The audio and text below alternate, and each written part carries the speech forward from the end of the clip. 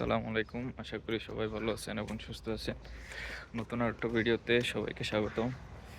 তো অনেকে জিজ্ঞেস করেন যে স্টুডেন্ট ভিসা অবস্থায় একটা স্টুডেন্টের খরচ কেমন হয়? মান্থলি কত খরচ হয়? ডর্ম ফি তো যেটা আমরা বাংলাদেশ থেকে দিয়ে আসি। বাট অ্যাকচুয়ালি মান্থলি কস্ট কত হয়? অনেকে জিজ্ঞেস করেন।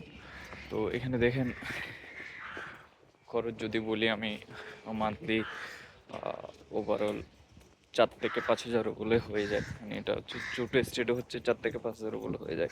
বাট আপনি যদি বড় স্টেটে হয় সেক্ষেত্রে 8 থেকে 10 হাজার বা 6 থেকে 7 হাজার এরকম যাবে। এটা ডিপেন্ড করে আপনার চলাফেরার উপর ডিপেন্ড করতেছে যে আপনি কীভাবে চলতেছেন, এটার উপর ডিপেন্ড করে। আসলে এর সাথে বেশি খরচ যায় না। সর্বোচ্চ 8 থেকে 10 হাজার।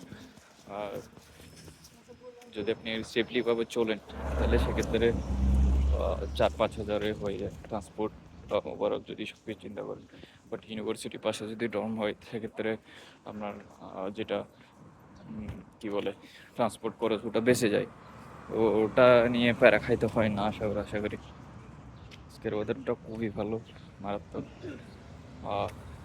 লাইক বাংলাদেশের মতো।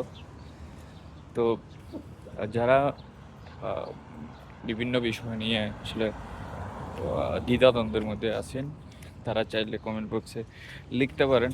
আমি অবশ্যই ওই ভিডিওটা আপনার জন্য বানানোর চেষ্টা করব। ওকে,